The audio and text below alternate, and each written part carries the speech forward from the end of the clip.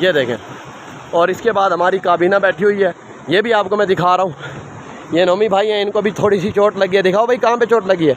ये देखें, ये देखें, ये थोड़ा सा बच गए क्योंकि इनकी आदत है उल्टी सीधी हरकतें करने की। अपनी ही गलती की वजह से चोट लगी है, इसलिए आप सबको कहते हैं कि ऐसी जगहों पर जाकर एहतियात ज़रूर किया करें। ये देखें सारे के सारे ठीक है, बस नोमी भाई को चोट लगी है, अल्लाह पाक ने बचा लिया है। अभी हम निकलने लगे हैं आगे।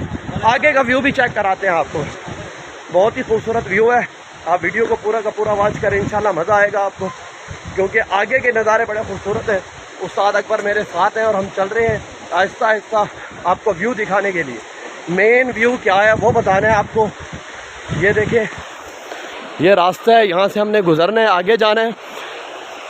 यहाँ पे जो सबसे अच्छी बात है ना, आप लोगों को गर्मी नहीं लगेगी, माहौल बहुत ठंडा है यहाँ का। और इसके अलावा जो मेन बात है, सबसे खूबसूरत व्यू आपके सामने आने वाला है। चेक करें जी, ये हम व्यू के बिल्कुल नज़दीक पहुँच चुके हैं।